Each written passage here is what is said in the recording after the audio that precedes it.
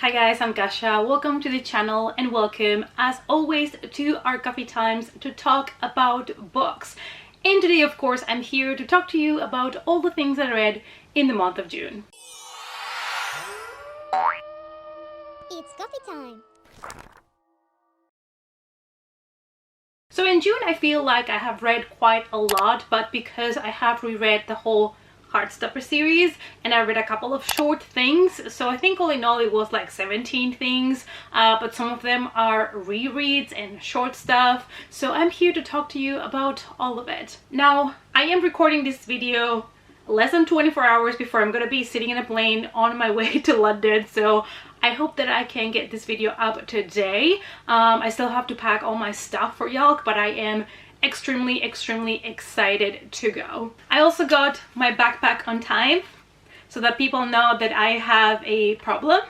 I have an obsession, so maybe I can join some anonymous club of people obsessed with Heartstopper while I am in London. I've also created here my Heartstopper shelf. I will show it to you guys, but my plan is also when I return from Youll with all the books, I would like to make a complete makeover of my shelves, like get everything completely down, reorganize it, and put it maybe in a better way. So I'll probably will film that for you guys if you're interested to see what I do with my shelves, but I'm gonna wait until I come back from Youll because let's face it, I'm gonna come back packed with books. So this is currently my Heartstopper little kind of shelf that I'm building here. I might change it in the future, make it bigger, but this is where my Nick and Charlie books kind of live at the moment. Alright, and now let's talk about the things that I read in the month of June. So if you're new to the channel, we like to rate our books here with coffee mugs. It's just appropriate, taking into consideration my caffeine addiction. And also I start with the lowest rating to the highest so that we always end up on a positive, on a good note. But to be honest, the lowest rating that I have for the month of June is a 3-star, which is pretty decent. So I didn't read anything that I really disliked, which I'm really glad. First we have a point horror book. I have The Dead Game by A.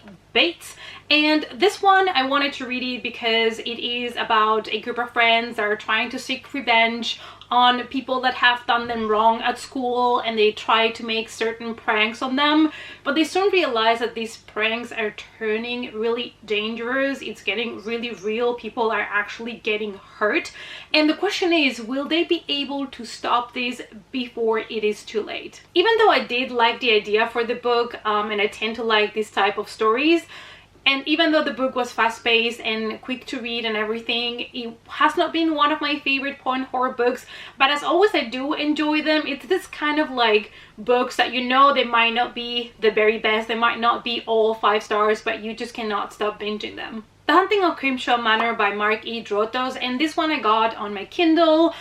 This one I think came out in June, and I wanted to read this one because it is about a guy that it is an expert on paranormal encounters, and he becomes a professor at university to talk about paranormal supernatural stuff, having had experiences in the past himself with some paranormal encounters. And we follow him and our group of students are going to this manor that it's supposed to be haunted, and people are really scared to get in, so they go there with equipment and cameras and everything to try to prove that ghosts exist and that there are ghosts in this place. And I did enjoy it. I felt like this was a lot like a found footage movie. That's how it felt to me. It didn't always translate so good as a novel. I think these things tend to work better for some reason when it is a movie, because this handheld camera, you know, kind of filming, it works so much better if you see it in images than on paper, at least from the ones that I have read that have this type of style. The good thing is that the chapters were kind of short. It's really bingeable, and I did love the story about the origin of this manor and why is it supposed to be haunted and stuff like that. I feel like this is going to be perfect for people that love a good paranormal investigation story, like with a teen going somewhere to investigate. If you love this type of movies, maybe give this one a try. Then since June was queer month and I went to some physical bookstores and they had some displays of some queer books, I decided to pick one up, and that is As Far As You'll Take Me by Phil Stamper. Now, I was kind of hoping that this one was going to be a little bit more romancy, like this kind of meet cute moment, and a little bit more wholesome. But it was actually really dark, which, you know, it's nothing wrong with the book. I did enjoy the story. I wasn't expecting such a like strong, heartfelt kind of drama. It was really dark. There is a lot of trigger warnings for this one. So basically we follow Marty, and he wants to start a new life.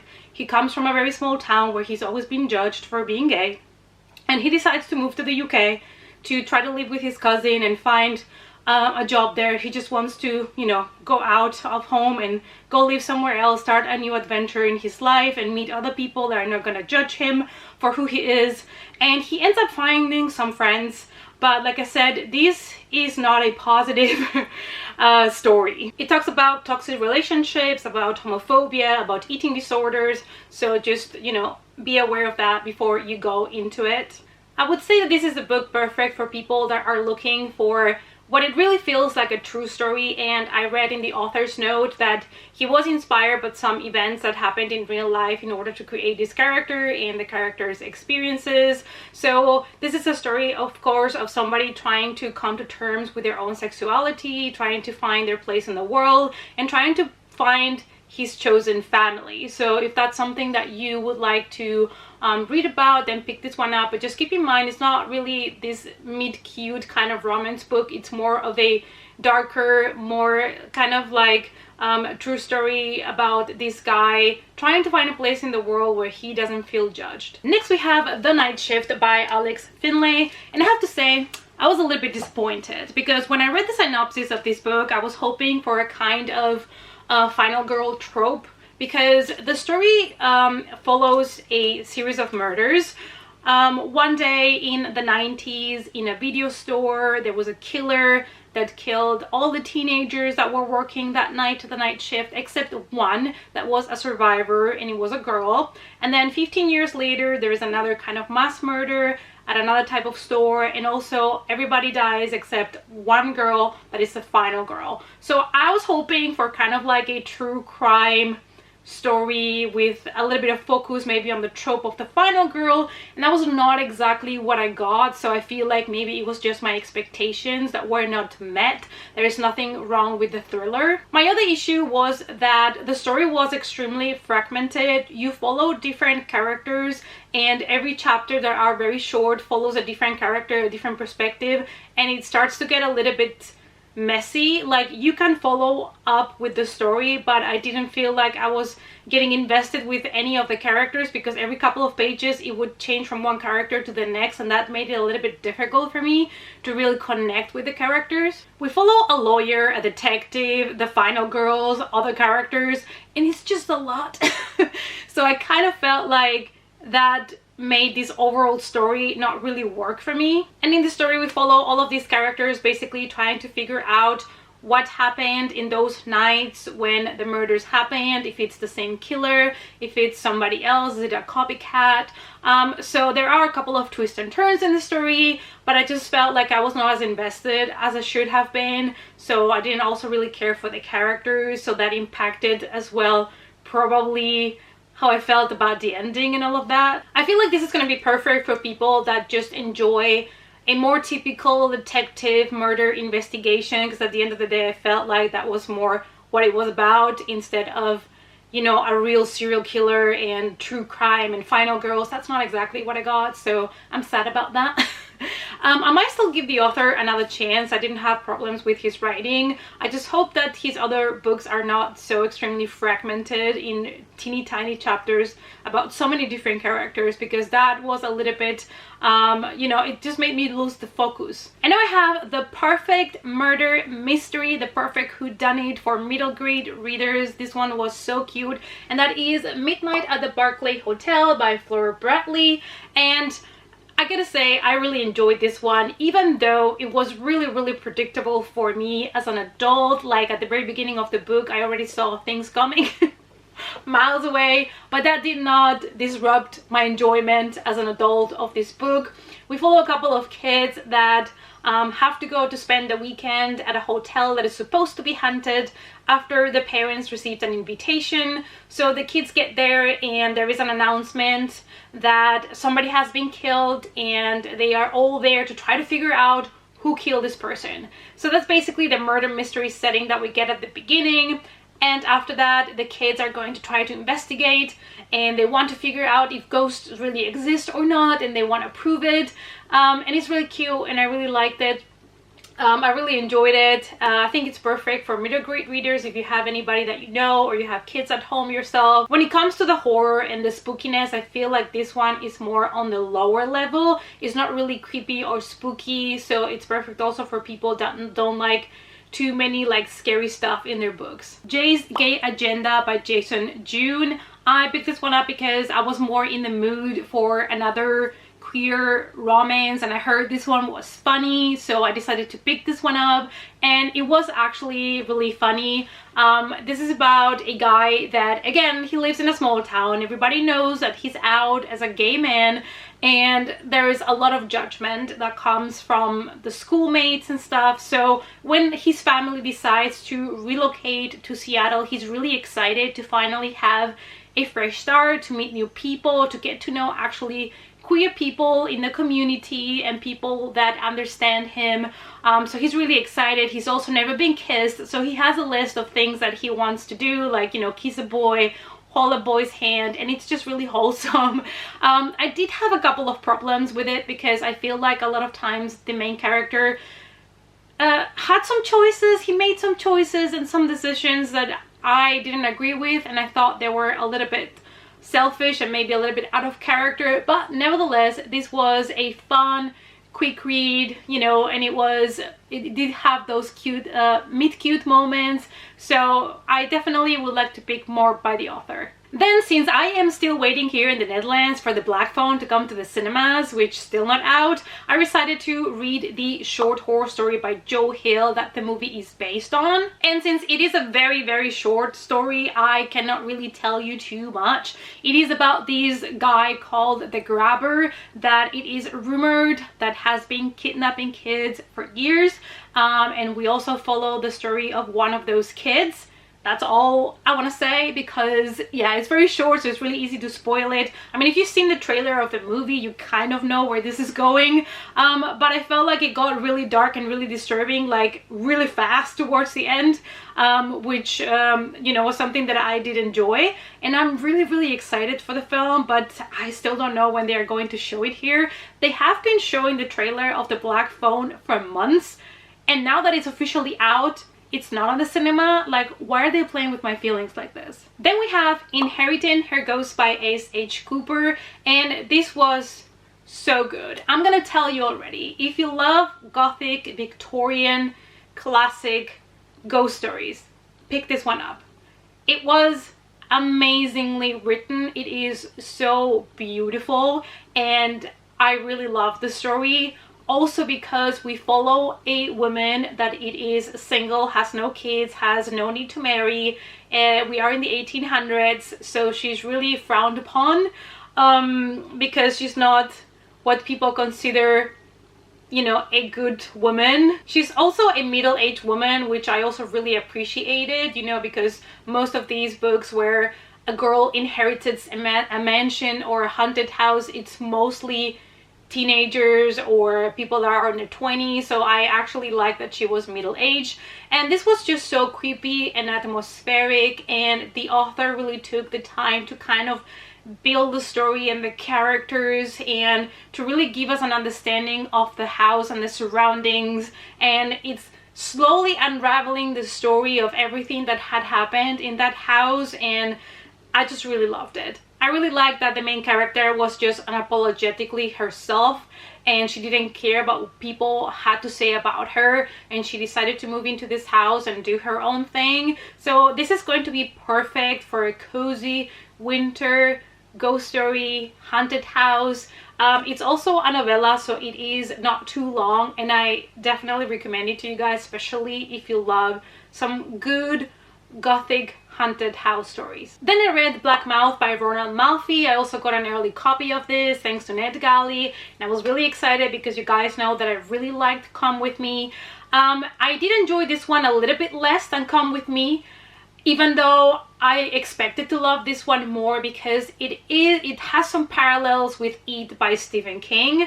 But when you start reading a book by Ronald Malfi, the world is so immersive that from the very beginning you are already in the story with the characters, living it with them, which is something that reminds me of Stephen King's writing.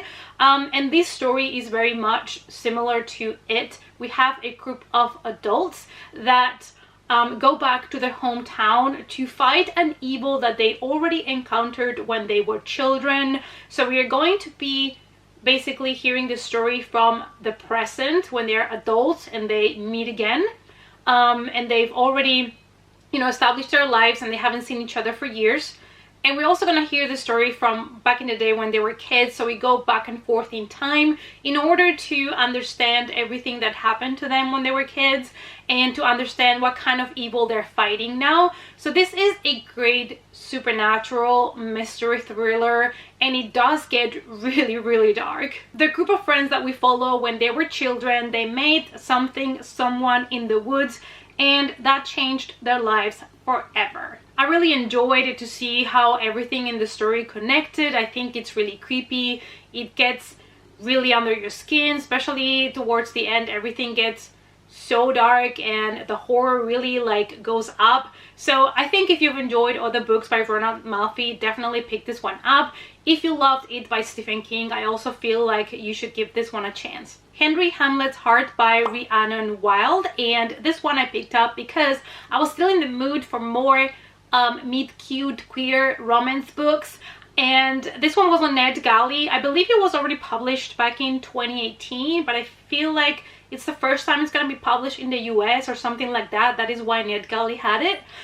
So I picked it up, and I have to say I really enjoyed this one because it just felt so real. They stayed away from all of the tropes that this type of, you know, boy meets boy stories have, and all of these making a big deal about coming out and things like that. And this one just felt so pure, so real, and I feel like that is why I really enjoyed it. Our main character Henry basically starts to realize that he's falling in love with his best friend Len, and they've been best friends for years and years, and now he starts to realize that maybe he has feelings for him and it's more than just a friendship. And I like that the story is so slow paced and they really give you the time to get to know the characters. It's not this like immediately fall in love, immediately insta, you know, couple. It really feels real because you really see the struggle that Henry goes through trying to come to terms with his feelings for his best friend, and you also get to meet Henry's family, and it just feels like such a good character work in the story. All the characters have their own kind of character arc, and it becomes so real. It becomes like, you know, a real family and a real friendship. So we have here exploration of family relationships and friendships and also love, and I really like that we don't fall in all of the tropes, and it's basically just two best friends that one day start to question if maybe what they feel for each other is more than friendship. And the story doesn't feel rushed, which I really appreciated. But this one of course might not be for people that don't like slow building stories, but if you love stories that take their time with a romance and stories that pay a lot of attention to character development, this might be one that you want to check out. And yes, there is some Hamlet and Shakespeare references in the book, so this is gonna be perfect for people that want to read a more realistic approach of a romance between two guys that were friends and now they have to figure out if they want to be something more. Next, I read You Dandelion by Eric LaRocca. This is a very short compilation of horror poems, and I really did enjoy them. There is something about Eric, the way that he writes, that the lines and the words, they have such a huge impact in you, and this one was perfect. It is a quick read but very intense, and I feel like if you loved Other Things by Eric, you should definitely pick this one up. But it was very short, nothing too much that I have to tell you apart from these are very personal, very dark and disturbing stories. And then I read the 4 volumes on Heartstopper that you can see here in the background. Loved them, had so much fun revisiting them, and after binging the show so much and then rereading the graphic novels, I realized how much is really going from page to screen, word by word, and it just made me so happy. So I was really glad that I took the time to reread them. Then I also read the 2 novellas that Alice Oseman wrote about characters from Heartstopper. The first one is This Winter, and this is about Christmas, and we hear about their Christmas as a family from 3 perspectives, from Tori's perspective, from Charlie's, and from Oliver's. And again, it's really cute. I cannot really tell you what happens because it's spoilers, because this happens after the graphic novels, but super cute, love it. And then I read Nick and Charlie, and this one really hit me in all the feels because it just felt so true to reality. And you know, those first relationships that you have, especially, you know, when you're young and you have your first love, and then you also have your first fight, and you still don't know what's going to happen in the future. There is that uncertainty of what's going to happen. You also go through a lot of changes in your life with your body, and this book kind of addresses those things, and it just felt so real. And like I said, it really hits me in all of the feels. Alright guys, so that is everything that I read in the month of June. Let me know down below what you thought about the books that I have mentioned here, and also let me know what is the best thing that you read in the month of June. Let's talk about it in the comments down below, and I hope to see you all, as always, in our next coffee time. Bye!